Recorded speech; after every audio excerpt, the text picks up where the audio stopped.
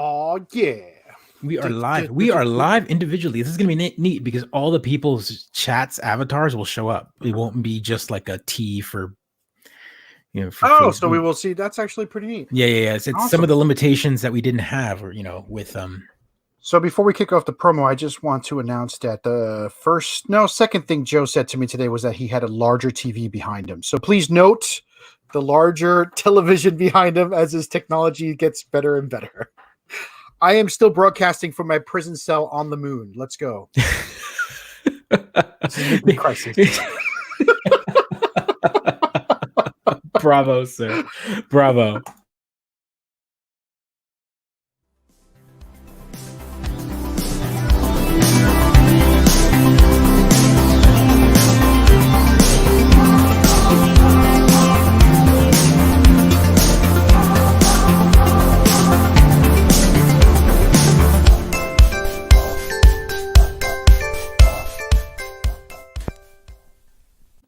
Second time around, it got better, huh? I'm going to bust out the xylophone next time.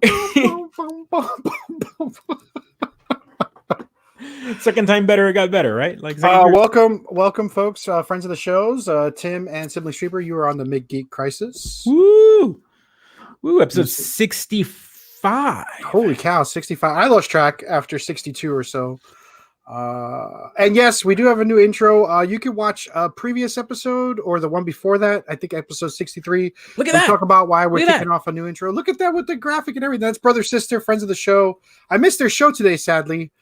I just couldn't make it work. What's going on, Tim? Look at that. Icons. We got icons. We get recognizable faces. If they've got an avatar, pick your avatar, boom, it shows up. So it'll be nice. I can't believe the level of technology here. If they could just figure out a way for us to play games. Oh, you were playing Day of the Tentacle. Wow. Very nice. Wow. I used to speed run that game. That was actually one of my first games I used to speed run. Everyone speed run that game. That was like one of the ones everyone bragged about. I loved it. Right? That is a big TV. Oh, he brought that up. Nah. Yes. We are an ultra 36 inches of standard definition back there. 36 inches. that's some Ultra 36 SD is it's a very good cover band name for that. Yeah. Yeah. Look at that. What's up, Rolls? I should be playing Sonic on that TV. I do play Sonic on that TV, but trying to get Sonic to load up on a TV, that's why it just goes direct into the computer. So, but I do play Sonic on that. Absolutely. Sonic. No, it's Sonic. It's Sonic. It's Sonic. I haven't. You haven't gone to see the movie. I have not gone to see the movie, but I've been trying to enjoy Sonic X with my daughter, and I'll tell you what, that is a very confusing show. It's not the best of the Sonic shows, but it's the one on Netflix right now. That has one on Netflix. Episodes. Yeah, we're watching that one, and it's very, very odd. Although I like Eggman, I like how confusing Eggman is and how dumb the president is. It's kind of enjoyable in that sense. So before we kick off, I'm gonna have to. I kind of want a big applause. Big applause for Paramount and for Sega. For Sonic? For Sonic. We were on this show the moment that trailer came up a year ago. And we knew it was going to be good. Yeah, we called it, right? We said it was going to be movie of the year. No, let's be honest here. We saw this atrocity coming and we were just like, what is going on? Wow. Who is this for? Wow. What is this for? Who is this? Why does he look like a blue monkey child? Like, what is going on here? And somehow 12 months later, we have a movie that broke records. It is, to be fair, it's coming out on a shitty weekend in a shitty month in the middle of a shitty movie season. That's okay, right. So there's no good movies 6 weeks before Sonic or 6 weeks after Sonic. Right. Come out in the last when I'm getting at it, now there's some movies that come out next month that are important, but let's be blunt here. Valentine's Day it can be hit or miss, and usually studios want to put out a good date movie, a good like family movie or a date movie or something. They don't make date movies anymore. Yeah, I guess not. Or a horror flick. They put out the horror movie right around that time. Just which something. Sonic could have been. It could have been, and it wasn't. And the teeth. Oh my god, still haunts me to this day. But here we are. here we are a weekend after Sonic. We're looking at the records, the box office. We're looking at the reviews. Just like you have said before, money doesn't make good movies, but the reviews Doesn't mean crap. It doesn't mean crap. You can make a $300 billion and it doesn't matter. That can still be a terrible movie. But here we are, 4 days after release, and we have a movie that people are going, this was a good movie. Like, I enjoyed it. I want to go see it again. I don't. Well, I mean, so yeah. Okay, a lot of good feels coming out of that film, which is great. Good. I heard it was like a return of Jim Carrey, true to form. Sort of old school Jim Carrey is what you get to enjoy. The Notebook. Did the Notebook come out on Valentine's Day? I mean, I figured it would be, right? It's the most one of those iconic. What? Yeah. No. So go on. But, I mean, tour de force. Yeah, absolutely. Jim Carrey showed up. I heard he showed up. He didn't just cash in. He could have totally just walked in, cashed in. Poor man's Chris Pratt did great with Sonic. Sonic delivers some amazing. I'm going to give the man credit. James Marsden. I'm calling him by his name because he was not bad. He was not bad. He was. Well, are we going to refer to Chris Pratt as the poor man's James Marsden? Oh yeah, totally now, man.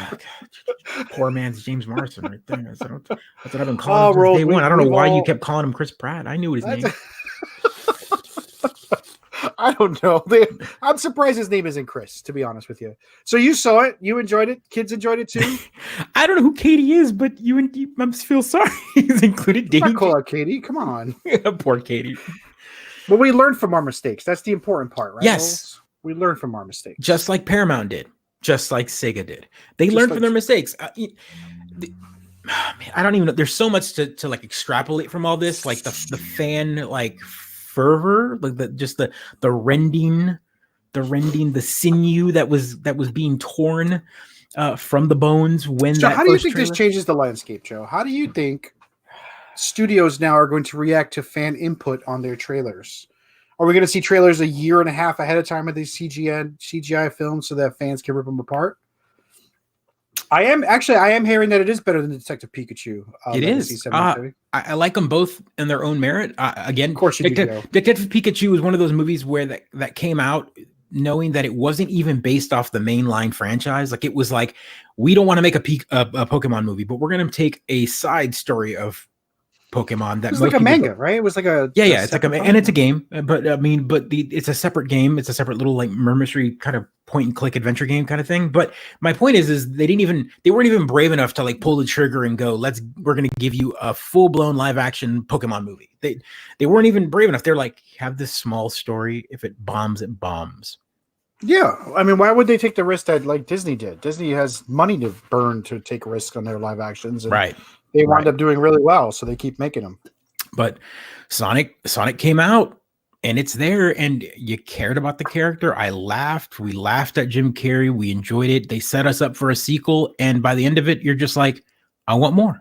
I want more. Legitimately world building, legitimately funny. You cared about the characters. I am beyond impressed. I cannot believe that that's the movie we got. I can't wait to see it so I can tell you everything they did wrong. I know, right? There you go. Oh man! Can't wait to see it.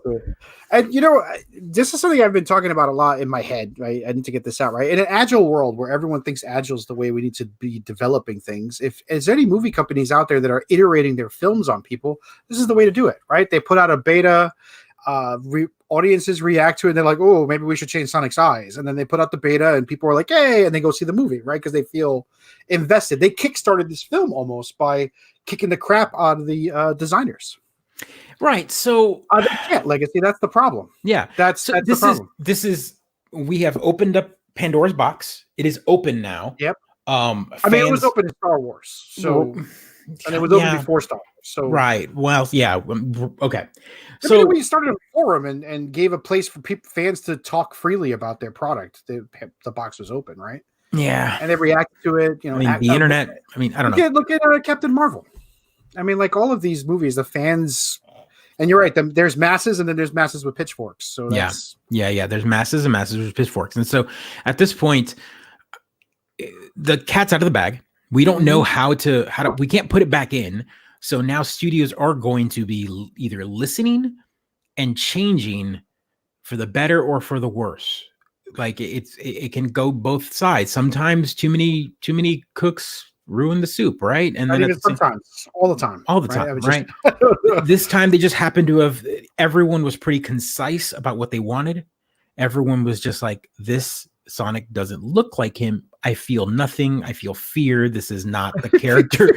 This is bringing nightmares. And what was interesting is we went on opening weekend. I know, right? So we went, and what was great is I bought these tickets a couple weeks in advance because my kiddo wanted to see for his birthday, and I knew that this was going to be one of those. I wanted prime seats. I chose my seats. Mm-hmm. We showed up, and there were rows of kids, all my kids' age, 10, 11, 12, maybe max, 6, 7 year. They were all that age range, the young age range, and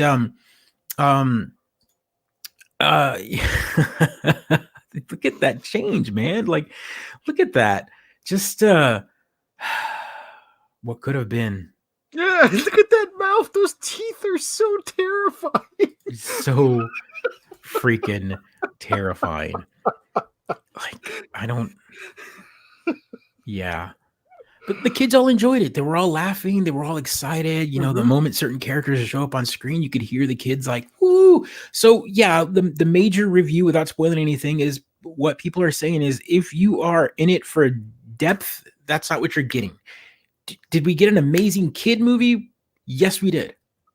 So that's what we want. Those feel few and far between, right? I mean, like, our comic book movies are for adults. They're not for kids, right? So where are the kids movies nowadays? We had The Incredibles, but even that one was scary for my kid, right? It wasn't really for 6-year-olds. I don't know. Great. I'm glad it's going to work out. I'm sure my daughter's going to love it. It's got fart jokes, as I understand it, or it's got the fart joke. So I'm excited for that. Every review I read talked about one or two. That's interesting. Yeah, every review I read talked about the fart joke. So I'm like, really? That's the one joke that you're gonna like? I think that's how you calibrate a film, right? I think when you're a critic, you're like, does it have a fart joke? Well, it must be for children, right? They don't, or Seth Rogen. It's got to be one or the other, I guess. I don't Kevin know. Smith movies. I mean, Kevin Smith. They're for me. Joe, there's not many movies that aren't for you, though, right? You're a consumer. This is fair. Media, this is fair. I am a consumer whore, and how. Yeah. This is quite the dream list of Godfather. So this is this can be done, right? This can be done. Rolls is giving us a transition moment. I think let's talk about deep fakes, dude. Come on. Let's talk about the deep fakes. Deep fakes, bring it in. Look at that. Cast Godfather with Danny DeVito, Tom Hagen, right? We could do this. So, I mean, I don't know if anyone's seen this. So there's two deep fakes, and you can see here at the top right, the one that came out today. We had the Matrix one with Office Space. That was earlier today, but this one was all over the internet this weekend. And Robert Downey Jr. And sadly, there's no audio. The audio doesn't come on through, and I don't want to, put audio from the movie on here because we'll probably get hit for some copyright. Oh, dude, definitely. Look how weird and creepy that looks. Yeah. See if I can. Oh my God, look at that. It's so creepy. It's so creepy. Rolls, this is the future you're asking for? This is the one right here? This creepy future? Wow. So this is like AI algorithms? How deep fakes, man. It's a computer algorithm program written by MIT. That is AI. Bonkers. Yeah. It maps eyes and motion and like lines in the mouth, and then it just like morphs it. So there we go. Rolls Tupac hologram tour. Man, I feel like the Tupac hologram has been alive longer than Tupac was, right? I don't. This joke has been around for 20 years at this point. Yeah, no, this is too much. That's too much, man. That's too much. Yeah. And of course, this one was earlier. They took the scene from The Office and put. Is that Dia takes the blue pill? That's kind of a funny bit. He's like, nope. Yeah, nope. He takes the blue pill, and then he ends up back at the office. So I wonder, do you think maybe George Lucas is like, God damn it, if only deepfakes were around earlier, I could have redone all my films?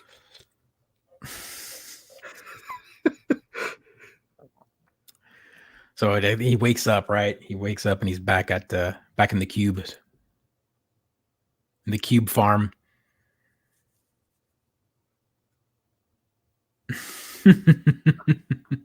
Oh my gosh. This is TPS reports, right? Yeah. Yeah. Oh, that's weird. Yeah. Even the hairs. Whoa. Fun side note, I lived in those apartments. You lived in these apartments? Yeah. Morningwood Apartments. Oh, wait. Is that really the name of them? No, they were named something else, but the sign and everything. How did I get past marketing? Oh my God, look at that. So creepy. Yeah. I don't know, because there's like moments where my brain gets tricked. He hung up on him again. But nah, Morpheus. Nah, I'd rather get stuck in. No, he's like, you want to come back? No. That's weird, right there. No, I can't do it. I can't do it. That's too much for me. I mean, people. By the way, that street never has traffic on it, by the way. It does now, I'm sure. No. He's even got the sunglasses. It's so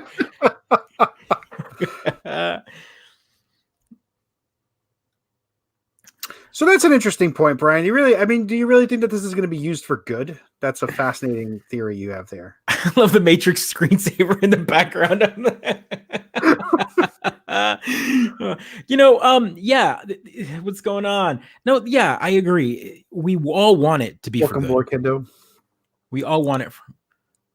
I hadn't even considered restoration work where they can sort of deep fake people's faces on film that's been gone, or how much flair. So the restaurant is a bank. Actually, it's not even a restaurant. And tons of flair. So are you the biggest fan of this movie ever? I don't understand. You lived in their apartments for a little while? No, I'm not. I mean, I like the movie a lot. Living in film? I don't.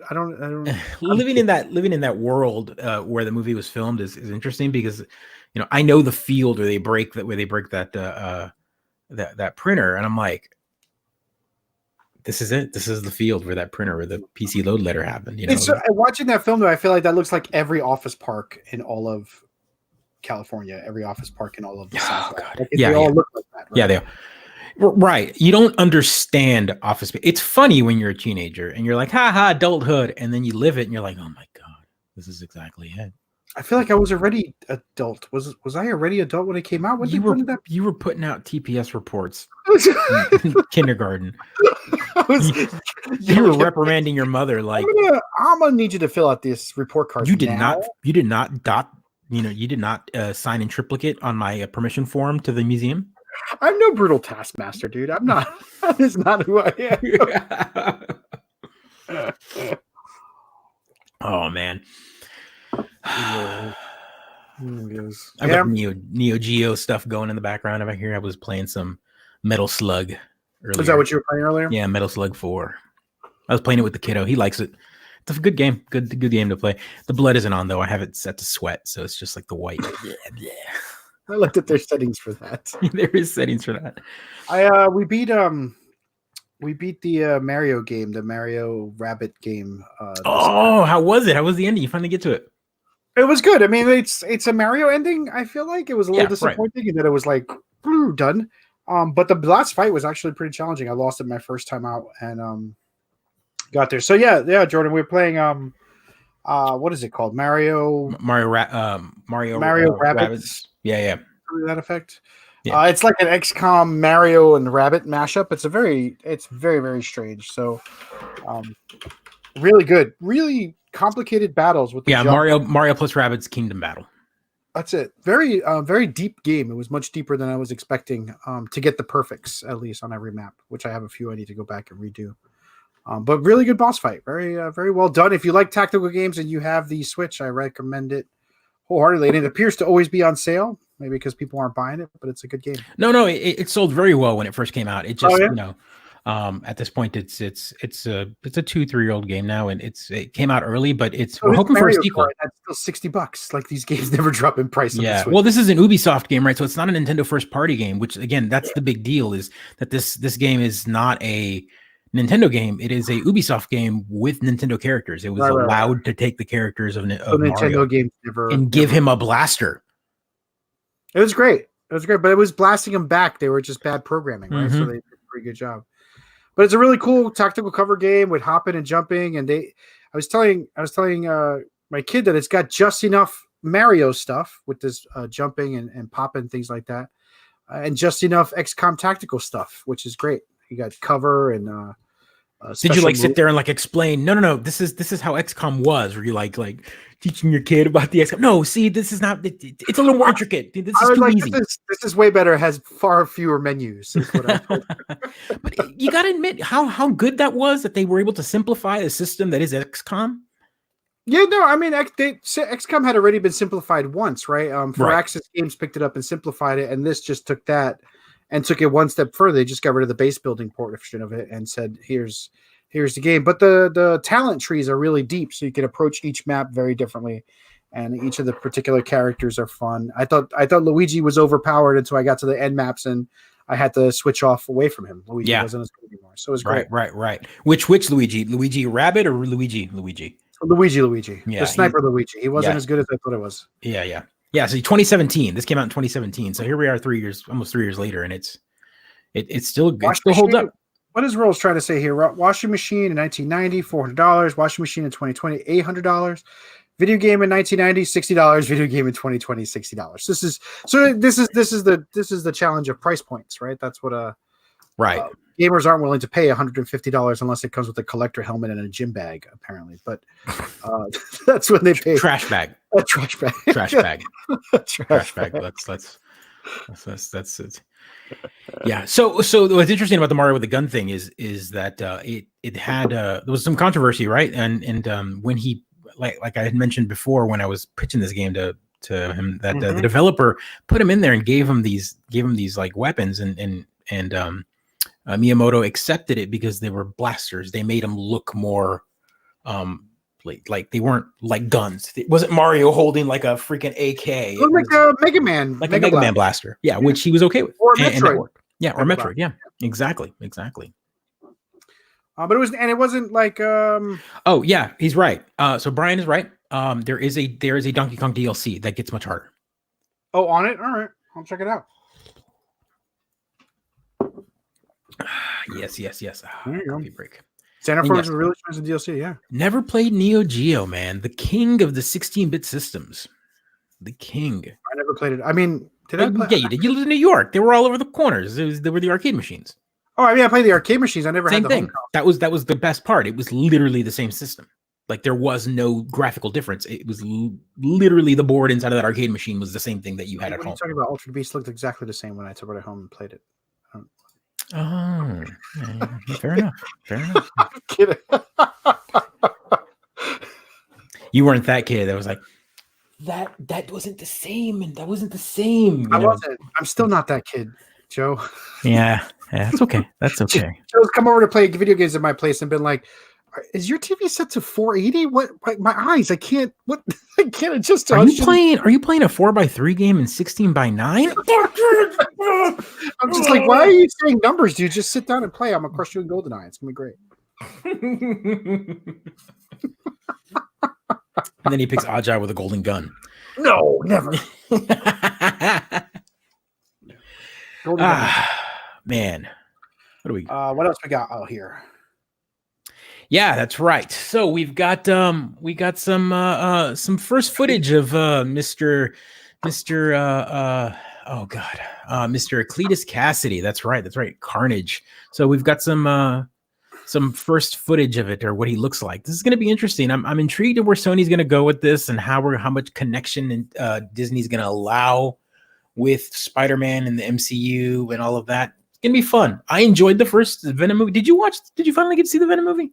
I haven't seen it yet. No. Oh, man. It's like on my I just don't care. Venom was after my Spider-Man enjoyment, I guess. Venom wasn't as important to me. It's more important to my brother, who I think enjoyed it. So you like the Woody Harrelson casting, Jordan? Honestly, I'm tired of all these people still being cast in movies. Like, I want to see new faces. Woody Harrelson was cast in movies when I was 10. Like, I just like to see new people. I don't know. I'm bitter and angry that all we get to see is 70-year-olds playing 40-year-olds. Let's play a game. Let's do something off the cuff here. Let's do this. And again, this is because you're right. You don't know. I mean, Do you have dream casting? Do you ever like think about a movie and like that person? When I was younger, I did. Yeah. I mean, What was your like dream cast movie? Like for a franchise, and then maybe an actor that would lead it. Oh, I can't even think of any now. What do you mean? Well, like, okay. Give me an example. So growing up, was there ever like a book or a show or a movie or something where you like to see maybe made into a movie? And then like you knew an actor back then that you're like, oh, he would have been perfect as this. Oh, I see what you're saying. I mean, obviously now, I'm thinking about then. This is when you were a kid, because if you, whatever actor you're going to name is probably either old or won't fit anymore. And I've got one too. Yeah. I've got one too that I always thought of. So you want me to go first and kind of give you an examember? Yeah, sure. Give me an example. Right. So Jack Nicholson. Mm-hmm. Remember the movie? What is it? Wolf? Remember that movie with him and what's her name? Catwoman. Okay. Michelle Pfeiffer. Okay. Okay. Right. Jack Nicholson. That version of him, like that look, that even that age, because he was still not, he was old but not that old, still looked good as a good older Wolverine. Okay, I could see that. I could see Jack Nicholson play Wolverine. They can always deep fake a young. This is exactly what I'm thinking. I'm like, why do we even have to pretend? With an algorithm, we can just create our Dreamcast films. That's right. Deep fake a younger. Like that was I remember. I mean, there was a few other ones, of course. Like my dream one was. Let's see. Now I'll pull up another one real quick, and I'm just so I can kind of get you. I think. And again, I think Gina Carano, who played, who was on Mandalorian, her build. But she wasn't around when we were younger, but right. But I'm just thinking that this is earlier. Again, would have been a great Wonder Woman. She would have been a great Wonder Woman. Yeah, I think she's a stacked. Definitely. Have you seen her in Haywire? Yeah, that's what made me want to see her. That's what made me want to see her as Wonder Woman. So good at that film. If you get a chance, everybody, watch Haywire. It's a really interesting spy film. Nicolas Cage and Superman. That's just a troll. That's now we got to pull that picture up. And now we got to pull that picture up so that you guys can want this. You wanted this. It's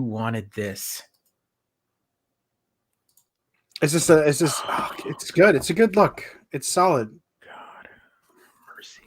That was back when our standards were lower, though, I guess. I think maybe. It's like this is like Superman post drugs. Too much kryptonite laced hashish. See, Rolls is this the third week in a row we've talked about Nicolas Cage, though? Maybe we've got a Nicolas Cage fan club here. Oh God. This is, at one point, this would have been the glowing disco suit. Oh, wow. Do you remember this? This would have been some glowing regeneration disco suit. This is what Tim Burton wanted for Superman. Guys, this movie just makes me, this is how I know there is a God. Because this wasn't made? This wasn't made. You heard it here first, okay? You heard it here first. Joe is happy that a Superman movie was not made. Which is not made. Absolutely. Which is unbelievable. Come on, there's got to be. I know you had the schoolboy talks, the reading through the magazines, opening up that issue of Wizard. Remember Wizard used to have the dream casting? I do remember that. I remember let's cast a G.I. Joe movie, and they would put all these. Come on. I mean, like, if I was casting a G.I. Joe movie, I would have loved to have seen John Leguizamo as Tunnel Rat. Oh, see, there we go. Yeah. Oh man, as Tunnel Rat. That's a good one. Right? Like, Tunnel Rat was my character because he was the only one with a Latino accent. So who would have been Duke? Oh man. And again, put yourself in mindset of like 1985. I feel like Bruce Willis would have been Duke in my head back then. Yeah, back then that would have worked. Who would I put in that role today? Like, what if they were rebooting? I mean, I feel like they rebooted G.I. Joe like 35 times. But they've only made 2 movies, and they're both awful. Are they? I haven't seen. They're terrible. They're terrible movies. Like, I don't even understand. Like, why even bother? But yeah, G.I. Joe's that's a prime example of an 80s movie that you have a full cast, you have a full cast of diversity, you've got a full cast of like characters, and they didn't give you any of them. Like we didn't get any of that. Like, come on, you had a football player, you had Gridiron as a character, you had a drill sergeant, you had like a freaking you had like people wearing scuba gear all the time, everywhere they walked around in. Like, come on, why don't we have that? What was the Sylvester Stallone film with the old guys in it? The Expendables. That felt like a good G.I. Joe film. Like watching those, I was no, like, oh, we can't do that. We cannot. Oh God, Nicolas Cage gets face swapped. We're talking about deep fakes and Nick Cage. It's like putting Nick Cage in every movie. So we're just gonna John Malkovich him? Yeah, he's just Nicolas Cage all the way through it. Deep fake algorithm must be stopped. What's great about this scene right here is that's not that's he's talking. They put Nicolas Cage as Lois as opposed to Superman. No, we must stop it. I'm sorry, guys. That's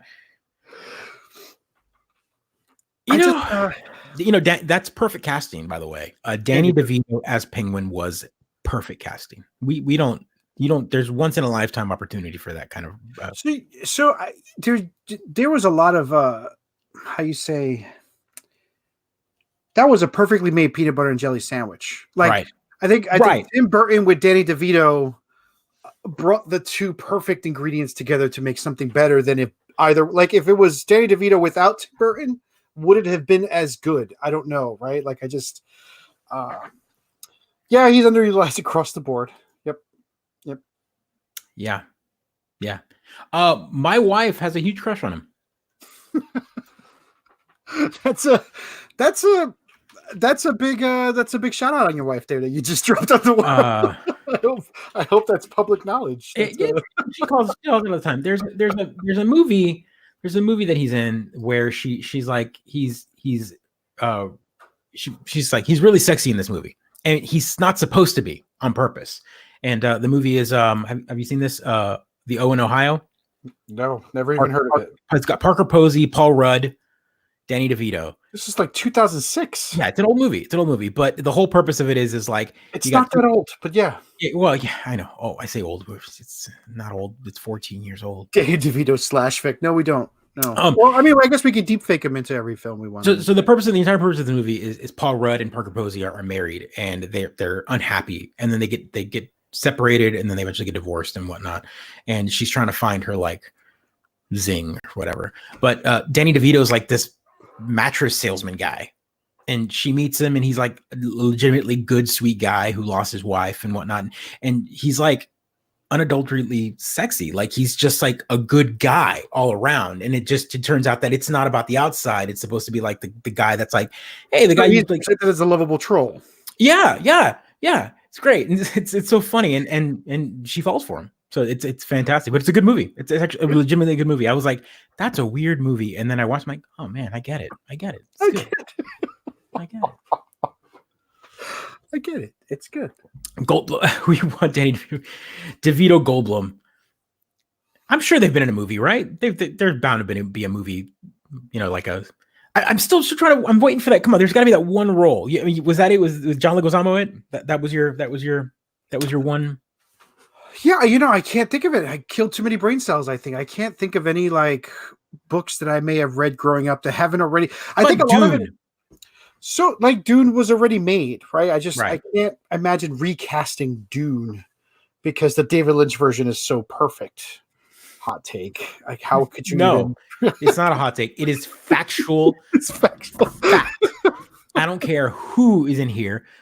Dune, as terrible as you may think that movie is, it is a fantastic movie. It might not be the best adaptation of the source, but it is a fantastically perfect movie. Yeah, it's just a pitch perfect film. And I'm thinking like, even like I'm trying to think about like Star Wars Extended Universe from back in the day, the books that I read, the Grand Admiral Thrawn, even those by that time I was too old to bother casting them, or like my visions of it, the actors are now all mashed in my head. Who would I possibly want in those roles? I can't, I'm sorry. I apologize. I can't even think of can't think of a good one. I'm not creative enough anymore. God, I'm trying to remember. Yeah, look, here's an example. A good. This is an article from 2015. How well did Wizard Magazine predict the X-Men movie in '95? And they used to do these castings, right? Yeah, sure. So in '95, Wizard predicted Professor X would be played by Patrick Stewart. Nailed it, obviously, and they were right. Patrick Stewart. And then Wizard wanted to see Bishop as Michael Dorn. Good choice, actually. Yeah, that's a good choice. I thought, yeah, there we go. But he was played by Omar Sy, which again, this movie's not even a good. I actually forgot that there was a movie with Bishop. Dolph Lundgren would have made a great Colossus. Solid choice. Solid choice. Yeah, that's not the version of Colossus I would talk about. More like the CGI version from Deadpool was a better one. That's the only one I remember. Yeah. I remember this is 2015. So, actually, Michael. I forgot that best known as Kyle Reese. That's right. Wow. James Marsden, otherwise known as Chris Pratt. Chris Pratt. That's Chris Pratt. Iman as wow. That throws you back to like 90s right there. Iman as anything, actually. What is it? Halle Berry. Ended up being Halle Berry. I've completely forgotten these films. Jean-Claude Van Damme as Gambit. Nothing says 90s like casting Jean-Claude Van Damme in anything. Yeah.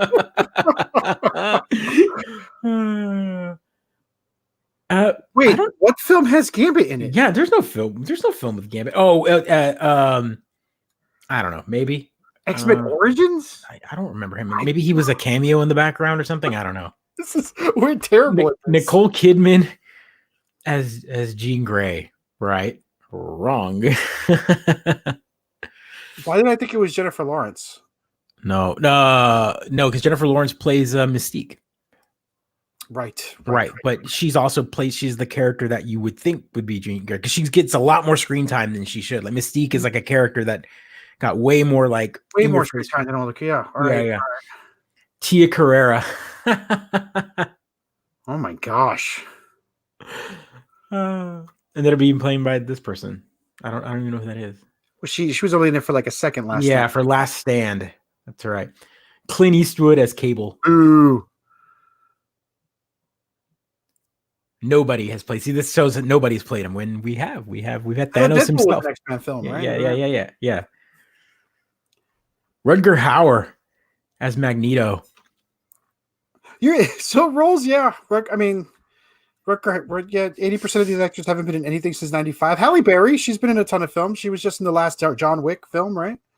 Yeah. Ian McClellan. Clancy Brown as Sabretooth. That would have been a really good choice. That's a really good. Yeah. Now you know who I would pick for this one? Ron Perlman, just because he's good with makeup. I want him in a lot of films. Like, let's just put him in everything. I mean, look, this right here is already him as Beast in what is it? Beast, Beauty and the Beast series. Remember when he was? I do remember that. I think Tyler Mane was only cast because of that Mane last name. That's perfect for that. Yeah, right. Ridiculous. White Queen. I don't even know who Rebecca De Mornay is, but yeah, she was cast by January Jones. That's right. I forgot that she was in that. So I don't know, man. What is the upcoming D&D film? Jordan asked a great question. What are you talking about? We already had a great movie with Jeremy Irons. Is that the whole? Yeah, and Marlon Wayans, right? It was okay. It was all right. You know what? What's hilarious? What's hot take here? I prefer Marlon Wayans' character to Jeremy Irons' character in that movie. Yeah, no, because he plays he chooses see. Well, no, actually, whatever. That movie. So what is the focal point of the upcoming D&D film? Right, that's my big question. Right, is it going to be a comedy making fun of the genre, which I think could be done well, or is it a serious fantasy film? Right, and then that would decide my casting. I don't. All right, quick. Just because I feel like I threw you on the spot there. I want to know for just fantasy in general. Fantasy in general. Give me. Let's pick 3 characters real quick: a rogue, a wizard, and I don't know. Let's do a Rogue, Wizard, and Barbarian. Okay. Rogue, Wizard, Barbarian. Those 3 classes. Give me 3 actors that would play those. All right. For a good fighter, I would probably do Chris Evans. I think the Captain America guy, right? That's the Chris. Okay, so would you cast him like as a barbarian or a paladin? I think a paladin. Obviously a paladin. He has to be typecast. Clean cut paladin. Clean cut paladin. Maybe as a barbarian if he wants to do something different, right? We could do that. We could do that. For a rogue, boy, what kind of rogue do you like? Because I know you're a fan of like Lord of the Rings elves. They're your favorite. I don't like elvish. I do like half elves, so I think a pretty one might work. Sadly, like I want to say Orlando Bloom would be a good choice for a rogue. I think they're going to go for a young wizard, or though they might do. No, I don't want to. We need a female wizard. Give me a female wizard. Gosh, I'm trying to think. And it doesn't even have to be a modern actress. Give me like dream casting here. Back in the day, if this movie was casted in 90, Winona Ryder. Winona Ryder.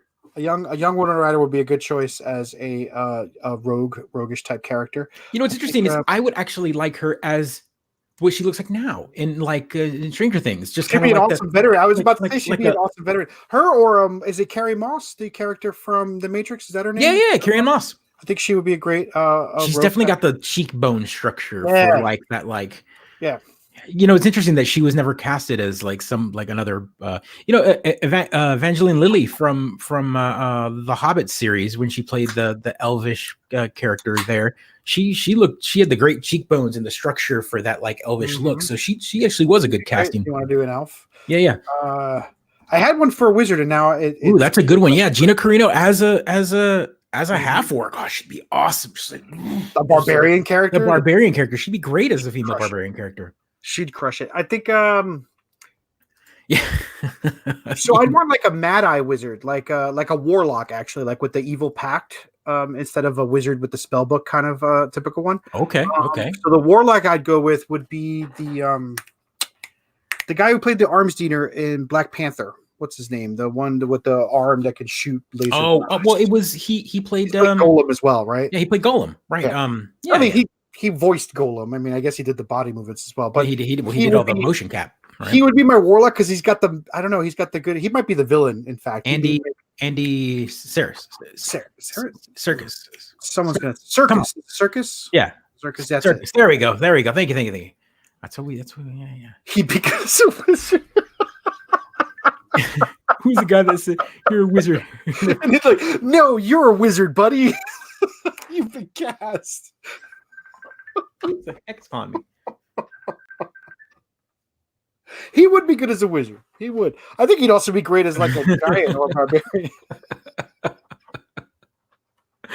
Bravo, Rolls. Bravo. You're a wizard, Harry. No, that'd be a great movie. Like, just give me 3 characters. I mean, that's good. A solid 3 characters. I mean, that's kind of what they did with the terrible D&D movie. They didn't give us a huge party. They gave us a character of like 3. D&D can't be done right unless it is a Netflix TV series or an HBO TV series. I can't imagine building a campaign of. You're never going to get it run properly because there's too many lores and too many. Who wants what? What world are we going? Are we going with Eberron? Are we going with Neverwinter? Or what world? And then because that's the one that sells. Right, Neverwinter. Okay. Yeah. You go with Neverwinter or Waterdeep, or you pick a point in the world that's unrelated to it. You got to do that. You can't use any other world for your first D&D film. And then I don't know where you go from there. That's the hard part. That's right. I don't know who's calling me at this hour. I'm like, do you not know what I'm doing on Tuesday? But get out of here. Off my friends list. No, yeah. That's fair. They should be watching. But yeah. Yeah, that'd be man. a good film. I mean, I don't know. Yeah. D&D's a tough franchise. It's a big franchise. It's bigger than what it wants to be. It's bigger than it ever has been. Help with disappoint, I think is the problem. There are Critical Role t-shirts now at Hot Topic. There are Critical Role t-shirts. I got an email for it, by the way. Like literally there was an email and says your Critical Role t-shirt. Target advertising for Target, yeah. It was like Critical Role t-shirt now at Hot Topic. I was like, oh wow. Like what world are we living in? Like, so weird. So they are, right? I mean, that's the thing that like no Critical Role folks get cameos. They are, Of course they maybe are. or maybe they will say no, but they're going to say yes because they never saw a camera they didn't like to be in front of. I shouldn't say that. God bless them all. They're doing great. They're totally they are the face of D&D right now. Yeah, yeah, yeah. They are the face of D&D. As much as we can scoff at it and we want to be grumpy about it, they're the superstars of D&D at the moment. I'm desperately trying not to be grumpy about it.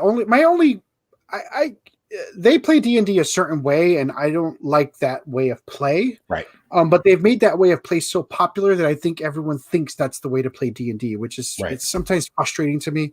I'm imagining an entire generation of damaged players who never got that experience coming out of this Critical Role movement, or only ever expecting that experience, and never trying other games. I think there's a lot of buzz in the tabletop community and how D&D has gotten so big that it's basically crushed all of its competitors. Like no one can put another role-playing game out there because everyone just expects D&D. Which is hilarious in a very weird way, because if you had told me 5 years ago that D&D was going to be as big as it is now, when we were at PAX and D&D Next was kind of like in a like corner, like come and play D&D Next, they were like practically asking people like come and play this game, come and play this version of D&D. Because fourth edition was such a fourth edition was so bad rendition. Yeah. I enjoyed it, but it wasn't. But I'm just saying, like, it wasn't liked as much, and so here we are now, 5 years later, and you can't. And Classic Coke it. They put out a really bad version of themselves, and then came back with the original, and it came out so much better. Right? So yeah, it's a great job. It's good, and Critical Role, they get all the success. They get success. I think it's interesting how Critical Role is kind of like bled everywhere now. I mean, like that's what I'm saying. I basically stubbed my toe at Hot Topic and against the freaking Critical Role piece of merch.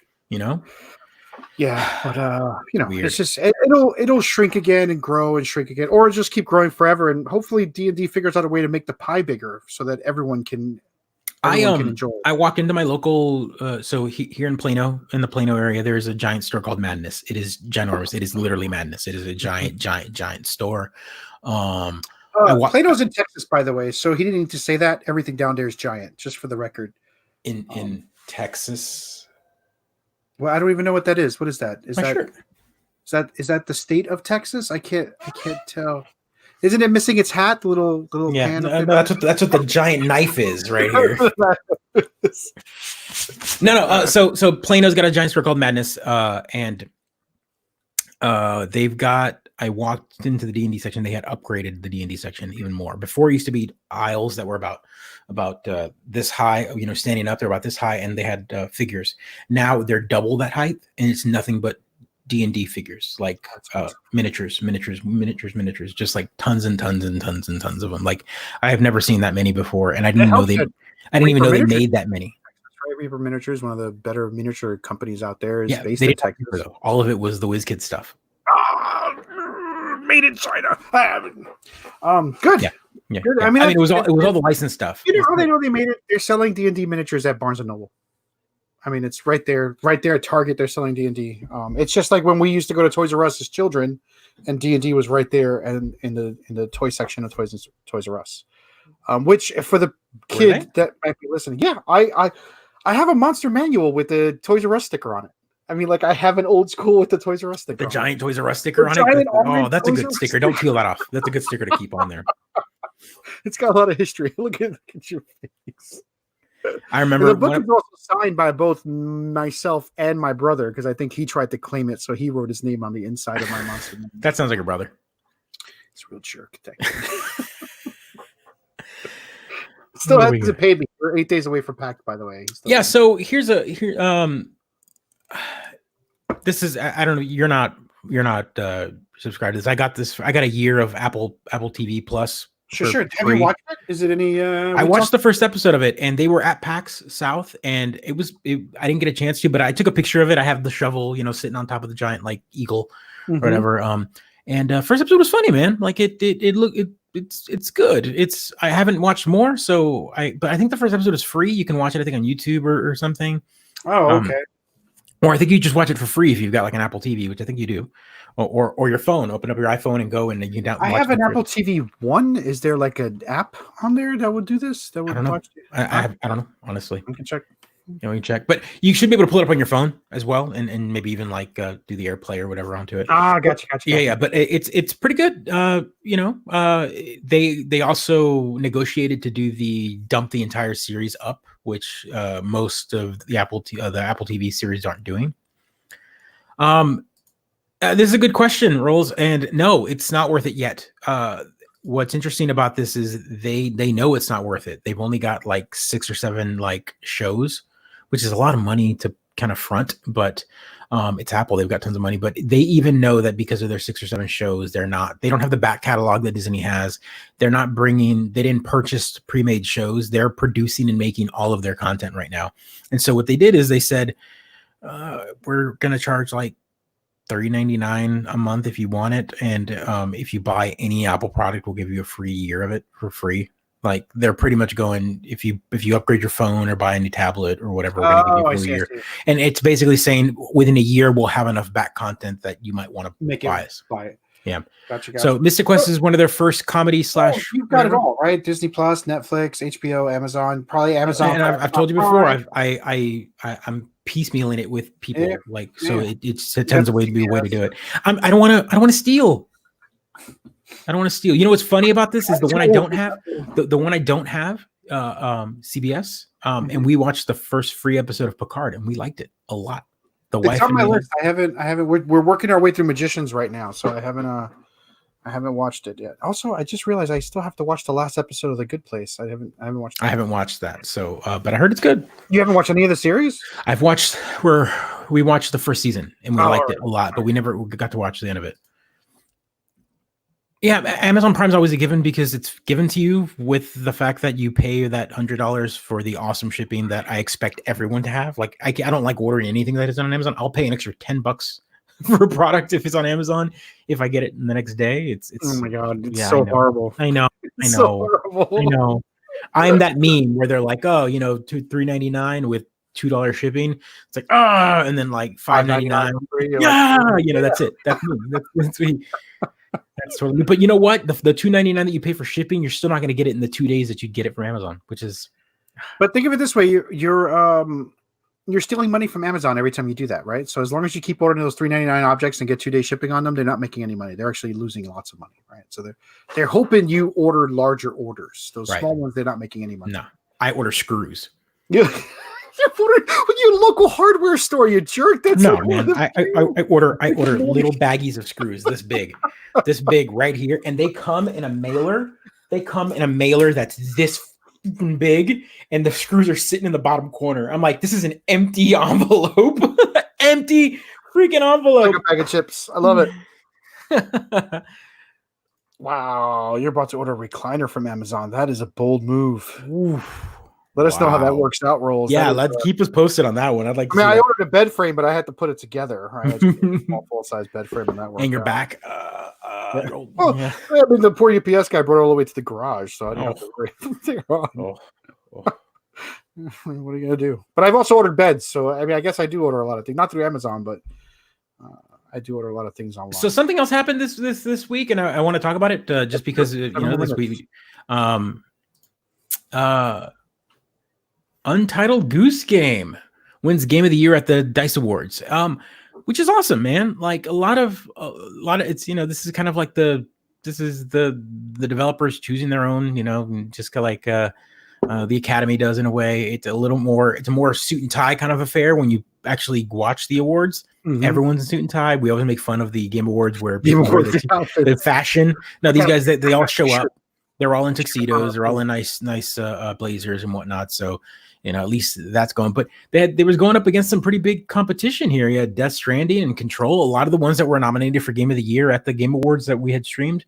But this time around, the game that won it was the Goose, man.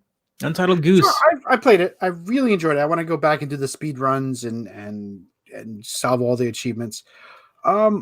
Is it because I've played puzzle games before that it didn't rock my world? What really it was like smooth. I really enjoyed how smooth it all was, but it wasn't like It didn't blow my mind like say Scribblenauts did when I first played Scribblenauts. Right. So we are gamers. Like we have played multiple genres. You are also open to multiple genres. This game was for it launched on 2 platforms. It launched on PC and Switch. Yeah. And it ended up being a very quirky indie game. The way that it was marketed by not even giving it a name, like the name was the production name, and then they're like, you know what, let's keep that name, Untitled Goose Game. And so that already had kind of a mysterious. The trailer was well cut. Like you were like, what is this? You're literally playing. It's aesthetically pleasing. Sure. That's also a good way to put it. And then the mechanics were fun. You were a troll. You get to like troll a bit, playing a lovable character. You're like, like honk, and just like being mischievous and doing like awful things as a goose. But at the same, I don't know, it's just a little bit of both sides. Yeah. Like I say, it was a very enjoyable game. But I don't think we had gotten a game like that specifically in this time frame. Like the fact that it was as popular and it broke all sorts of media boundaries. Like the character, the mascot was very well done enough that everyone talked about. Everyone knows a mean goose. Like we've all experienced. Like geese are the meanest creatures on the planet, besides like I don't know, drunk pigs. Like just pull that out of the air right there. Drunk pigs apparently are something that tell us how the drunk pig hurts you, Major. In my great grandfather's backyard, they were the worst. No, that's a story for another day, children. You don't know what childhood is like unless you've had to deal with 30 to 50 drunk pigs. Puerto Rican farmers. Let's call it back. Yes, call it back. So yeah, and I was surprised. One of the things that really surprised me about it, I think the developers should be rewarded for, is how smooth it was. It wasn't buggy. It wasn't insane. See, that's exactly what I'm talking about, Rolls. Those damn drunk pigs. How will I protect my children? No, yeah. So again, I get what you're saying. Like it's for people that have played multiple genres of games and multiple things. You play tabletop, you play whatever. A character like the goose isn't anything new. The type of game isn't anything new. But it just happened. It was the right game at the right time. I think it's the best way to put it. I mean, if anybody should be rewarded with an award, it's the marketing team for that game. Right. Maybe it was the developers at the same time, but the marketing for this game was actually brilliant. So. Which speaks volumes to how an indie game needs to survive and succeed in a world like this, is you need to really market yourself well. Rose has got a really specific complaints about his and he's on the road like 41 weeks. The pigs must be writing him letters, right? He sent them messages. So good for you, Untitled Goose Game. I need to go back to it and do those speed runs. I wasn't able to beat it in a minute or two. So let's talk about this. This is an interesting kind of future. We talk about the pulse, the changing. The barriers are breaking. The barriers are breaking. The play your game on your game station. It doesn't matter. Games as a service. It's weird. Here we are. The Witcher 3, a game that was ported to the Switch, and we've now got this like weird boundary that never would have happened. Just like being able to just bring your PC save over to your Switch without any type of like fuss. Just click a menu and tie your Steam login or your GOG sign in, and it pulls your save and boom, continue. It's madness. It's amazing. It's so good. I'm oh man. Also, another thing about this patch that came out today is that's also a big one. This is a console game, and you can actually turn off motion blur. You can turn off anti-aliasing. It has like PC graphical menu options. Does that help on the Switch? Well, yeah. So like if you really don't want a lot of that fluff, I mean, a little slowdown or whatever, there's a lot of enemies or whatever, you can turn off all that down, make it look a little uglier, but it runs smoother. Have you played it yet? I haven't played Witcher 3. Have you played it yet? I'm about 3 hours into it now. I started playing it again, and I'm actually going to pick it up on the Switch, even though I have it on the Xbox, because I want to be able to sit down and play it in bed. Yeah. So until they give me some sort of Game Pass like app on my Switch where I can like connect and do like the remote play, maybe sit in bed, I can't. I think no. You got to choose which system you're going to have games on. That's one of the things you told me. Right. And cross compatibility is great, man. So this is the future. The future is this. This is what we got. We now have a way to bring over saves from PC. So that's big news for them, since they haven't been able to put out that Cyberpunk game, right? They had to. It's not out there yet. Yeah. So that was announced. That your childhood's you're all over again, huh? I don't what? Yeah. So again, back to Apple So is that TV. the Real same? quick. Is that going to be the same exact episode with the bomber, the very first Amazing Stories? I don't know. This is Maybe. how old I am. I know okay. Yeah. But again, I mean, I'm gonna throw this out there. I'm just gonna say this and then maybe say it again for the rest of my life. Do we really need another Spielberg TV show? Like, are there really no creators out there worth watching or enjoying? I mean, let's like, be fair. I'll play counter here. Steven Spielberg keeps getting that nugget here and there because he brings in people. But we got Jordan Peele. Jordan Peele been given like 3 TV shows now. That's fantastic. Yeah, that's true. That's true. He was that's given true, Twilight Zone. He was. I haven't seen it. Is it any good? Was that on? I saw Apple a few TV? episodes on. It's on CBS because CBS owns the rights to. CBS. Yeah, I knew it was behind one of the walls. I'm not paying for or swapping IDs. I'm like, it's somewhere around here. Yeah, you're right. Here we go. He earned it. He did. But what I'm saying is, but we've got people of color as creators and being chosen. Times as hard. Well, work 5 times as hard. If you're two white boy brothers, you get a show like Stranger Things without any complaint, right? Like if you're you get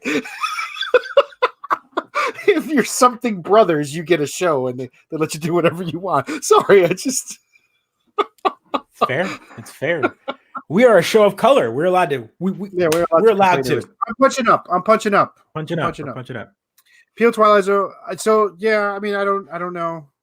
Maybe you weren't not the good at all. audience. Really, you think so? I heard it was okay, but then again, I don't have high expectations for the Twilight Zone. I enjoy the original ones. I like that type of horror in the sense that it's not horror. It's just kind of like that, like makes you feel kind of creepy. I'm nostalgic for the old ones, but they weren't like. I mean, they were great for the time period, but if you watch them now, they're not very good because they reference the death, right? We know them all. Right, you know them all without knowing them. Yeah, and even what's Black interesting Mirror was like that. Between the 2 series, there were 2 series that were like that: Twilight Zone and The Outer Limits. And I thought The Outer Limits was always better. It was always better, but it was more sci-fi, right? Yeah. Outer Limits. They just did it now, and we know how they all go. I only enjoyed the first episode. Yeah.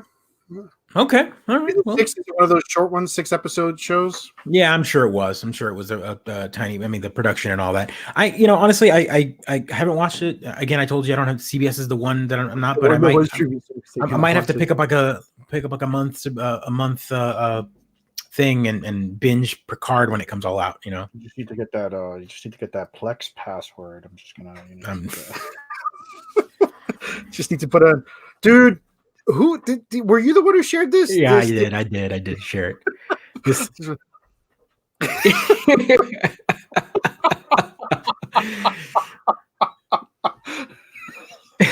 yeah, one of the better TikToks. One of the better TikToks for sure.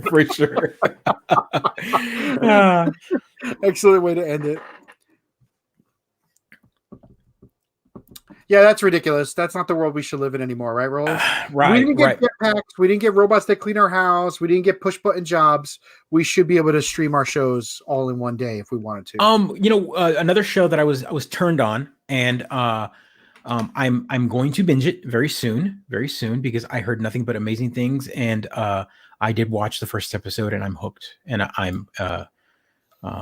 it's a comedy. And it's sci-fi, and it's on HBO. And if you know what I'm talking about, then you know. Boom, Avenue 5. Just said, never even heard of it. Avenue 5, baby. It is best way to put it. It's like a cruise spaceship with Hugh Laurie as the captain, and it's a comedy, and it's sci-fi, and it's on HBO. I thought Avenue 5 was boring. Look you. You put 10 nerds in a room and you'll get 10 different opinions. 10 different opinions. Oh, come on. No.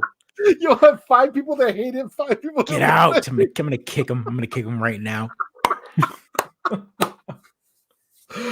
On that note, everyone, this has been the Mid-Geek Crisis. Yeah, absolutely. Before we go ripping apart this show, I am Cautious. You can find me online as Cautious, at Cautious on the Twitters. Boom. Facebook Boom. Look at that. Look at that. I'm getting good at this. My partner is the Afroman. Thank you very much for watching. We're here every Tuesday. Every Tuesday. We're gonna get some streaming going soon. We were gonna sit down this Thursday and play around with the system to try to get us going, but man, I was beat. We were beat. Yes. Thanks for joining Rolls, Tim, Legacy, everyone else out there. Thanks for watching. Yeah, you guys rock. Yeah, you make the show worthwhile, man. Thanks for joining in the conversation. I appreciate it. And again, episode 65 in the can. I love you guys. Be kind, everybody.